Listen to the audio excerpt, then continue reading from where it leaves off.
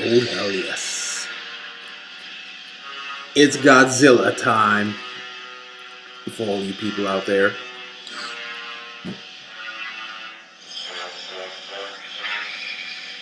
And that's it for the dramatic intro. Hi everybody.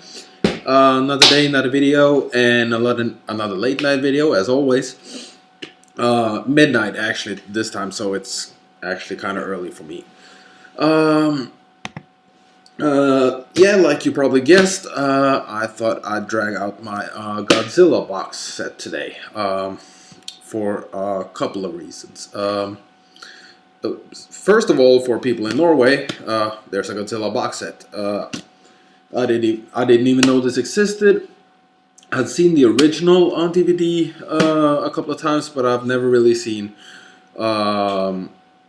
a box set of Godzilla movies. I found this at random at a local store with 6 movies for 100 kroners, or say 8 euros, 7 euros.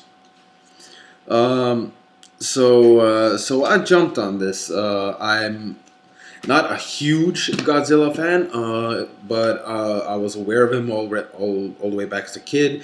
Always loved the concept. I saw 1 or 2 of the animated shows were on TV during my time.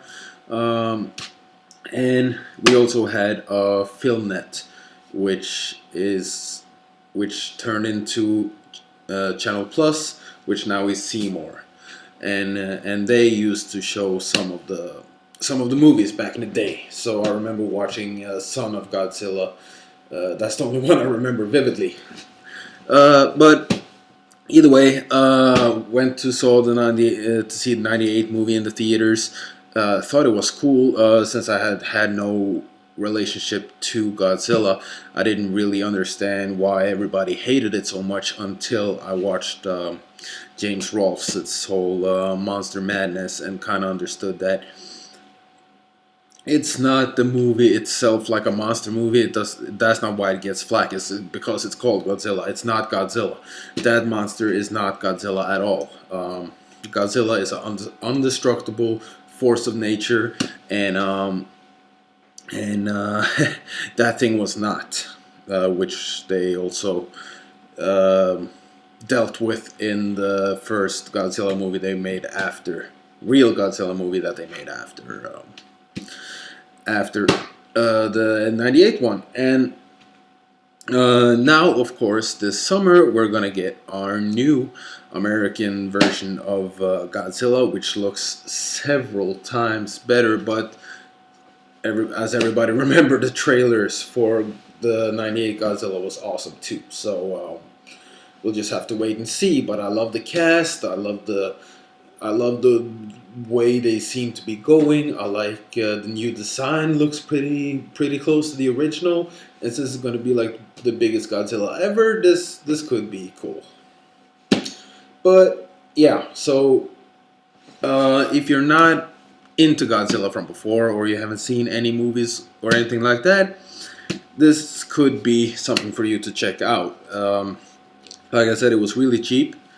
It's 6 movies spanning from the original 1954 version all the way to Godzilla vs. Destroyer, which is from 1995, if I'm not correct. Yeah. And of course, there's a lot of missing movies in between, especially from the classic series. There's nothing except the first original one. But then it jumps to on this DVD it's called The Return of Godzilla, but of course it's also known as Godzilla 1985 and just Godzilla because it's a remake of the first one. Which again is a really good movie. This is a good, decent remake, and I was surprised going through this movie is how good they actually were. I was just watching them kind of just to have seen some of them. Next one is Godzilla vs. King Ghidorah, which of course is one of the most famous. Gotta check if I got them in order now. one of the more famous. No, of course I didn't. Excuse me, and let's do this right. Let's see. It would be like this. Yeah. Okay. After the return of Godzilla, or Godzilla 1985, it jumps to Godzilla versus Biolante, which is the weird plant monster thing, which I also thought was pretty cool. I just saw it once, and can't say I remember all that much of it, but I did like the monster and the way they did that, and the effects were pretty good, as I discovered, at least from this relaunched series from 1985 and up. The effects are pretty good. There's not much to complain about there, actually, compared to other monster movies of the time. Next one then would be Godzilla vs. King Ghidorah from 1991. Biolante was from 84. King Ghidorah, of course, one of the most famous foes of Godzilla, which probably, if you don't know anything about Godzilla, you probably know the names Godzilla, and maybe not the name King Ghidorah, but if you was shown him, you probably have seen him at some point. The three-headed golden dragon. Great fun movie. Again, a lot of good action, a lot of fun. So yeah, and second to last, Godzilla vs. Mothra. Mothra, I'm not a great fan of. Kind of a dumb monster. But still a decent movie. It wasn't boring. I liked it. Decent enough, at least. So nothing too shabby about it. And then of course it ends with Godzilla versus Destoroyah, which I really like. Like I've said before, I like the dark and the depressing stuff, and this is the death of Godzilla. This is the end of this run of Godzilla, and it's done very well. You got the son of Godzilla coming back as a real force of nature. Might actually watch this tonight. And just a pumped up mad Godzilla going nuclear. So so this one is really good. I would recommend this to anybody, actually. Pretty good. Yeah, I can just use this because all these DVDs are the same, except for the movies that is in. There's no special features on it. It's a very stripped down, bare bones DVD, but it's in 16:9 widescreen.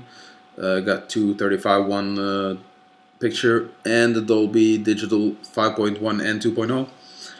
Norwegian, Danish, Finnish, and Swedish subtitles, and language, most important, Japanese only. No American dubs.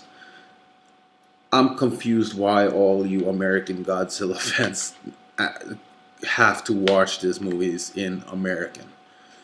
I've heard people who criticize movies for the most trivial stuff and like nitpick them to all hell. And still, when they come to the point of Godzilla movies, they're still proudly saying that I need to get the American dub version because those are those versions that I grew up with. Those are the ones I saw on cable. Like, I watched The Lion King in Norwegian when it come to the movies here in Norway because I was 9, and this is in Norway. That was actually the first one I went to see in English on my third viewing, but either way, cartoons that came to movies or TV in Norway was dubbed in Norwegian. Point being, I'm still not watching them in Norwegian today. I still watch the American versions most of the time, if that's where it comes from. Like Ice Age, I wouldn't watch that in Norwegian just to watch it in Norwegian. Dub work is always bad in these kind of movies, even in these, and I've seen the American dubs of these and they're not any better.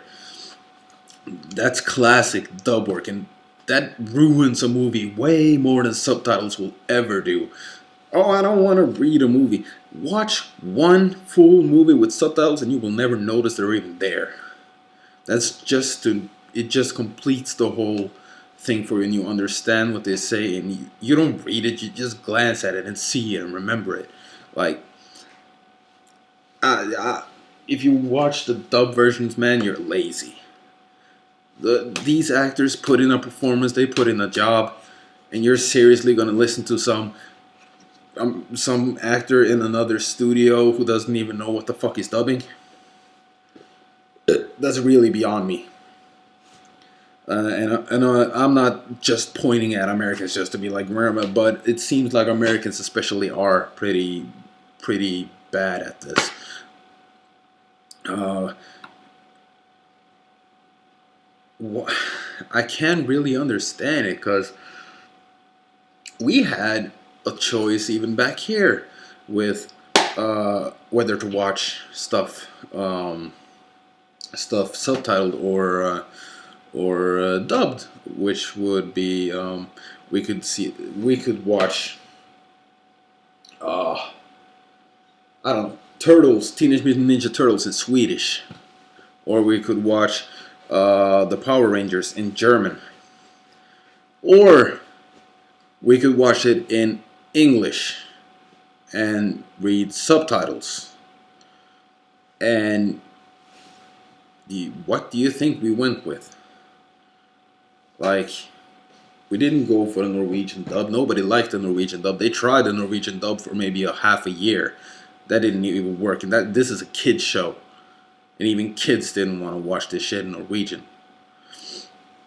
So I got a real peeve against goddamn dubbing. Watch the movie in its original language. Show the actors enough respect to at least try to enjoy their work. Like, I usually got lots of love for everybody on sites like Cinemassacre.com. That guy with the glasses, Mr.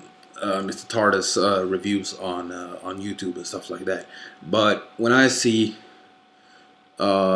people like, say, Phaelus from that guy with the glasses, and he's gonna do a review of a Norwegian movie called Dead Snow, and he's gonna do his own.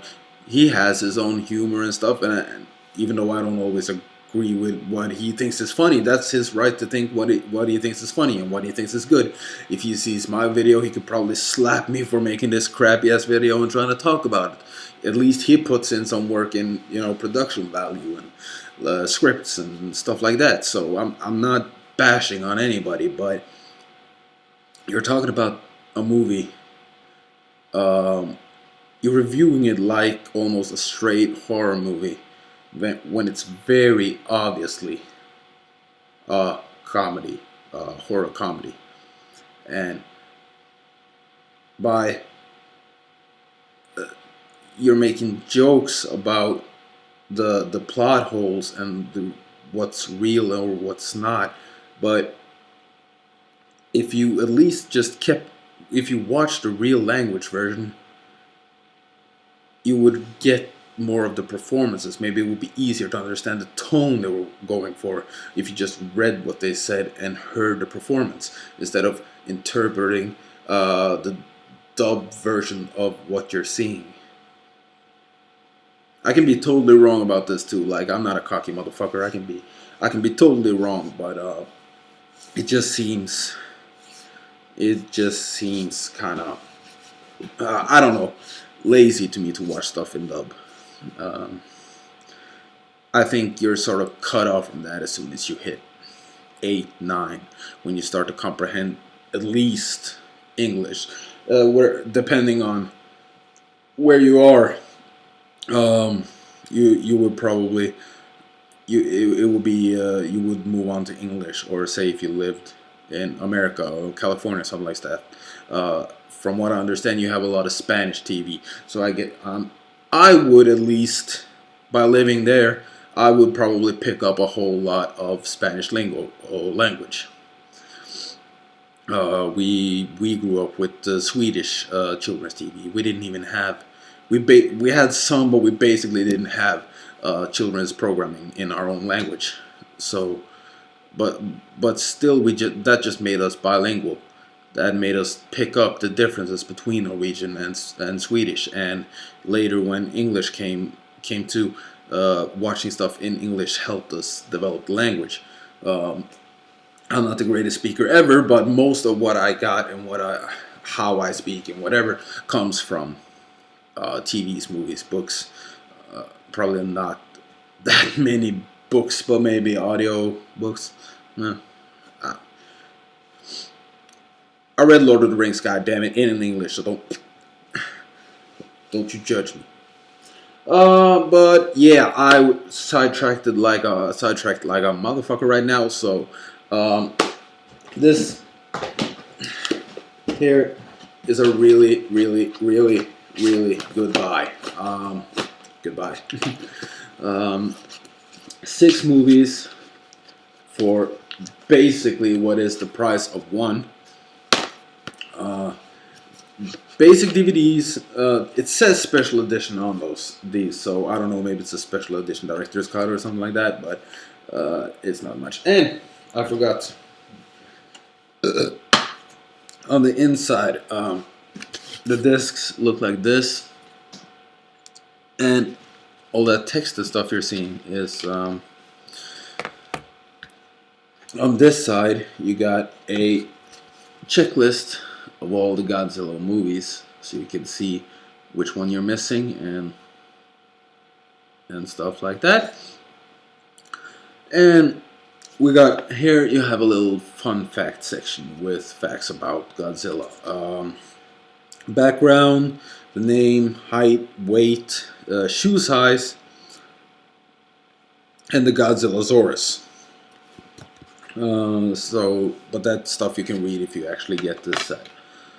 So really, really cool buy. Some fun movies. They're not very long. They're about an hour and a half, an hour and 45 minutes each. And yeah, I would recommend this to anybody, actually, if you want to entertain your kids with some fun action movies. They're all basically PG-13 or 11 years, it says here. So they're very, very mild. No, not a lot of blood. Very few like kills that are focused upon. It's mostly collateral city damage. And if you can watch Man of Steel, then you can watch this. It's much better to watch two monsters rip a city apart than the City Savior.